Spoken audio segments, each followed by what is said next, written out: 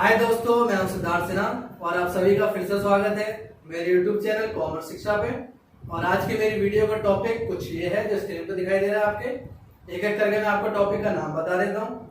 जो पहला टॉपिक है हमारा वो है उपभोक्ता व्यय की अवधारणा तथा उसके घटक, या कहते हैं हम उपभोग व्यय की अवधारणा तथा उसके घटक, concept and components of consumption expenditure. दूसरा टॉपिक है हमारा निवेश की अवधारणा तथा उसके घटक, concept and components of investment. तीसरा हमारा है स्टॉक एंड प्रवाह, स्टॉक एंड फ्लो। आज हम इन तीन टॉपिक के बारे में बात करेंगे। इन तीन टॉपिक के अंदर छोटे छोटे और भी टॉपिक है जिसके बारे में बात करेंगे। तो आइए शुरू करते हैं हम अपनी इस वीडियो को। तो आइए शुरू करते हैं हम अपने पहले टॉपिक को। जो पहला टॉपिक था हमारा वो था हमारा उपभोग व्यय की अवधारणा तथा उसके घटक, यानी concept and components of consumption expenditure. तो इसके अंदर जो सबसे पहले बात आती है वो ये आती है कि जो उपभोग व्यय है वो क्या है। तो उपभोग व्यय ये है कि जो उपभोक्ता उपभोग वस्तु पर खर्च करता है, यानी उपभोक्ता वस्तुओं को जो खरीदने टाइम जो पैसे खर्च करता है वो हमारा उपभोग व्यय है।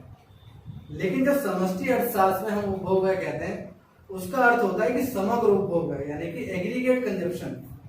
इसका मतलब जितने भी उपभोक्ता हैं सबके द्वारा किया गया खर्च किस पर, उपभोक्ता वस्तुओं पर, हमारा क्या कहलाता है, उपभोग व्यय। अब जो उपभोग व्यय के अंदर यानी कि समष्टि अर्थशास्त्र के अंदर जो उपभोक्ता है वो कौन कौन है। यहाँ पर जो उपभोक्ता है वो तीन लोग हैं मेन। अब वो तीन कौन कौन से, पहला है जो हमारा वो है परिवार, यानी कि हाउस होल्ड। जो दूसरा है वो है हमारी सरकार, यानी कि गवर्नमेंट। जो तीसरा है वो हमारा है गैर लाभकारी संस्था, या कह लो गैर सरकारी संस्था, यानी कि नॉन प्रॉफिट ऑर्गेनाइजेशन या नॉन गवर्नमेंट ऑर्गेनाइजेशन, शॉर्ट में हम जिन्हें कहते हैं एनजीओ। तो ये तीन लोग हैं जो उपभोक्ता हैं। अब ये तीन लोग क्या क्या खरीदते हैं, कैसे खरीदते हैं, ये भी मैं आपको बता देता हूँ। जो उपभोक्ता है वो हम पढ़ चुके हैं कि उपभोक्ता क्या क्या खरीदते हैं, दाल, चीनी, दूध, ये सारी चीजें हम खरीदते हैं। ये सारे हमारे लिए क्या है, उपभोक्ता वस्तु। जो सरकार है वो भी ये चीजें खरीदती है, लेकिन उसका जो उद्देश्य है, जो पर्पस है वो अलग होता है। उनका जो पर्पस है वो क्या होता है, जैसे आपने देखा होगा कि जो सरकारी स्कूल है, हमारे स्कूल के अंदर 8 क्लास तक खाना मिलता है स्कूल में। तो वो जो खाना है वो तो उपभोक्ता वस्तु में, तो वो सरकार खरीदती है और हमें वो मिलता है, यानी कि वितरण के लिए। दूसरा राशन वितरण भी, राशन भी हमें मिलता है। अब जो तीसरा है नॉन गवर्नमेंट ऑर्गेनाइजेशन, गैर सरकारी संस्था, या कह लो गैर लाभकारी संस्था, नॉन प्रॉफिट ऑर्गेनाइजेशन। ये जो है ये दान के लिए खरीदते हैं, यानी कि चैरिटी के लिए। ये उपभोक्ता वस्तु खरीदते हैं किसके लिए, दान के लिए। मैं फिर दोबारा रिपीट कर देता हूँ। पहला हमारा था परिवार जो उपभोक्ता वस्तु खरीदते हैं। दूसरा हमारी सरकार यानी गवर्नमेंट, वो भी खरीदती है। तीसरा हमारा गैर लाभकारी संस्था या गैर सरकारी संस्था, नॉन प्रॉफिट ऑर्गेनाइजेशन या नॉन गवर्नमेंट ऑर्गेनाइजेशन। तो आइए शुरू करते हैं हम अपने दूसरे टॉपिक पे। दूसरा टॉपिक है हमारा निवेश की अवधारणा तथा उसके घटक, concept and components of investment. तो सबसे पहले हमारा सवाल ये आता है कि निवेश क्या है। तो निवेश एक पूंजी निर्माण की प्रक्रिया है, या हम दूसरे शब्दों में कहें कि पूंजी स्टॉक में जितनी वृद्धि होती है वो हमारा निवेश कहलाता है। अभी जो निवेश है वो हमारे दो प्रकार के हैं, या ये कह लो कि निवेश के जो घटक है वो हमारे दो हैं। एक हमारा है स्थिर निवेश और एक है हमारा मान सूची निवेश, यानी कि हमारा फिक्स्ड इन्वेस्टमेंट और एक हमारा इन्वेंटरी इन्वेस्टमेंट। दोनों को एक एक करके समझ लेते हैं। जो फिक्स्ड इन्वेस्टमेंट है वो हमारा एक लेखा वर्ष अवधि के दौरान स्थिर परिसंपत्ति में, यानी कि फिक्स्ड असेट्स में जितने की वृद्धि होती है वो हमारा क्या कहलाता है, स्थिर निवेश। आइए इसका उदाहरण ले लेते हैं कि मान लीजिए 1 अप्रैल 2019 में 1 अप्रैल 2019 में आपके पास 5 मशीनें थी। 31 मार्च 2020 में 31 मार्च 2020 में आपके पास 7 मशीनें। कितनी मशीनें, 7। तो आप में जो वृद्धि हुई, यानी आपके मशीन में कितने की वृद्धि हुई, आपके जो पूंजी स्टॉक है उसमें कितनी वृद्धि हुई है, सिर्फ 2 मशीनों की। कितने मशीनों की, 2 मशीनों की। अब ये जो 2 मशीनें हैं ये जो दो मशीनें हैं वो आपका कौन सा निवेश है? स्थिर निवेश। अब दूसरे पे आते हैं। दूसरा हमारा है माल सूची निवेश।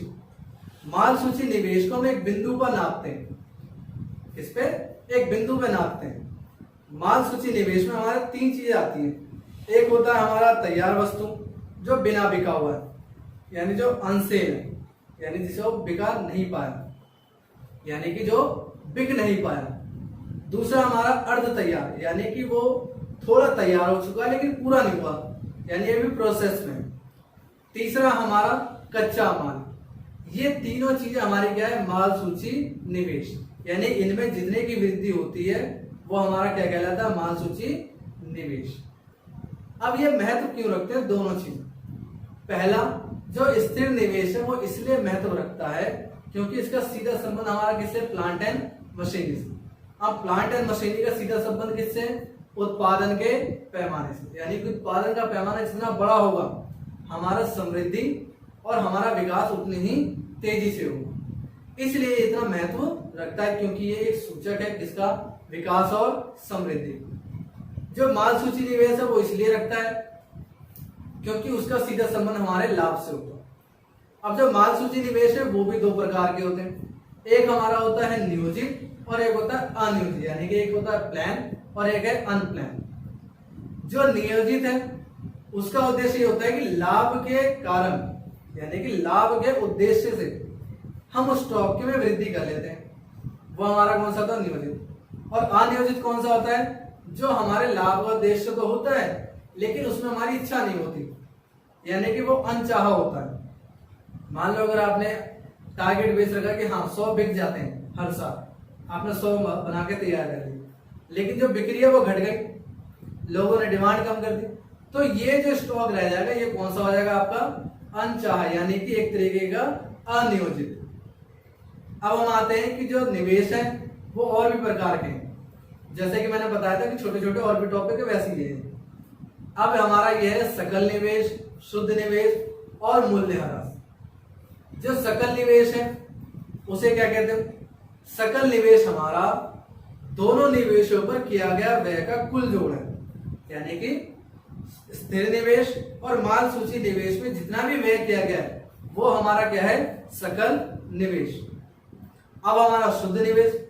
शुद्ध निवेश हमारा यह है कि सकल निवेश में से मूल्यह्रास को अगर घटा दिया जाए, सकल निवेश में से अगर मूल्यह्रास घटा दिया जाए तो हमें शुद्ध निवेश प्राप्त हो जाएगा। अब ये शुद्ध निवेश स्थिर निवेश की तरह ही महत्व रखता है क्योंकि ये भी एक उत्पादन के पैमाने को सूचक देता है, यानी कि ये भी एक उत्पादन के पैमाने का एक सूचक है और इससे हमें कई फायदे होते हैं और लोगों को भी कई फायदे होते हैं। पहला, हमारा उत्पादन का पैमाना बढ़ जाता है। दूसरा, लोगों को रोजगार प्राप्त होता है। तीसरा, हमारे देश की समृद्धि होती है। अब हम आते हैं मूल्यह्रास पे। मूल्यह्रास हमारा जो स्थिर परिसंपत्ति है उसकी मूल्य की गिरावट को कहते हैं। अब वो गिरावट के कारण कई हैं। पहला है सामान्य टूट फूट, इस्तेमाल की वजह से और प्रचलन की होने की वजह से, ये सारे कारण हैं जिनकी वजह से मूल्यह्रास होता है। सामान्य टूट फूट का मतलब आपको पता ही है, इस्तेमाल का मतलब भी पता है। जो अप्रचलन है उसका मतलब ये है कि नई टेक्नोलॉजी के आने से जो चीजें हमारी अप्रचलन हो जाती है, यानी कि जो अनट्रेंड हो जाता है। जैसे आपने यूट्यूब देखा होगा कि ट्रेंडिंग पर है और बाकी जो लोग हैं वो क्या ट्रेंडिंग पर नहीं है, यानी वो अप्रचलन है, तो वो चीजें होने के कारण भी हमारा मूल्यह्रास हो जाता है। अब इसका एग्जांपल ले लेते हैं कि पहले हमारे चलते थे टीवी की तरह बड़े बड़े मॉनिटर, अब हमारे क्या चलते हैं? LCD, LED. तो मॉनिटर को कोई नहीं पूछता, वो क्या चीज हो गई? वो अप्रचलित हो गई। क्या हुई? वो अप्रचलित। अभी मैंने आपको बताया था अप्रचलित हो जाना। ये जो अप्रचलित है ये भी दो प्रकार की है। एक हमारा है प्रत्याशित यानी कि एक्सपेक्टेड और एक है अप्रत्याशित यानी कि अनएक्सपेक्टेड। जो एक्सपेक्टेड है उसमें भी दो है हमारे, एक तो है डिमांड में चेंज हो जाना और एक हमारा है टेक्नोलॉजी में चेंज हो जाना। टेक्नोलॉजी में चेंज हो जाना मतलब ब्लैक एंड व्हाइट टीवी से कलर टीवी। अब ब्लैक एंड व्हाइट टीवी तो कोई देखेगा नहीं, तो वो क्या हो जाएगा? हमारा अप्रचलित। दूसरा हमारा डिमांड में कमी हो जाना। डिमांड में कमी का हम जूते का एग्जांपल ले लेते हैं। पहले लोग रबड़ के जूते पहनते थे, लेकिन जब चमड़े के जूते आने लगे तो रबड़ की जो डिमांड है वो क्या होने लगी, कम, क्योंकि लोगों को पसंद चमड़े का आने लगे। अब हमारा है अप्रत्याशित, यानी जिसमें हम एक्सपेक्ट नहीं करते, अनएक्सपेक्टेड होता है, यानी कि भूकंप आ जाना, बाढ़ आ जाना। अब इन दिनों क्या होता है, सभी चीजों के मूल्य क्या हो जाते हैं, घट जाती है, यानी जितनी भी स्थिर परिसंपत्तियां हैं उनका मूल्य क्या हो जाता है, घट जाता है। अब हम आते हैं अपने तीसरे टॉपिक पे। तीसरा टॉपिक था हमारा स्टॉक एंड प्रवाह, स्टॉक एंड फ्लो। स्टॉक क्या है, स्टॉक एक समय के निश्चित बिंदु पे मापी जाने वाली एक मात्रा है, जबकि प्रवाह क्या है, एक विशिष्ट समय अवधि के दौरान में मापे जाने वाली मात्रा। ये एग्जांपल की सहायता समझ सकते हैं। मान लो 1 जनवरी 2020 में आपके अकाउंट में 2 लाख रुपए हैं। ये चीज क्या है, ये स्टॉक है। जबकि मैं कहूं आपने 1 साल के दौरान 2 करोड़ रुपए का ट्रांजैक्शन किया, ये क्या है, फ्लो है। यानी फ्लो एक विशिष्ट समय अवधि के दौरान में मापी जाती है, जबकि स्टॉक क्या है, एक निश्चित बिंदु पर मापी जाती है। मैं आपको एक टेबल दे रहा हूं, ये टेबल में दोनों के बीच में डिफरेंस है, ठीक है, स्क्रीन पर आपके दिखाई दे रहा है। अब मैं इसमें कुछ एग्जांपल भी आपको दे देता हूं स्टॉक एंड प्रवाह का। स्टॉक का जो एग्जांपल है वो हमारी संपत्ति है, निश्चित बिंदु में मापते हैं, जबकि जो हमारा प्रवाह है वो क्या, हमारा आय हमारी, क्योंकि हर महीने मिलती है वो। तो ये हमारा चैप्टर था। इसका थर्ड पार्ट भी मैं जल्दी ही लाने वाला हूं आप सभी के लिए, उसके बाद ये चैप्टर खत्म हो जाएगा। तो आज का मेरा टॉपिक यहीं खत्म होता है।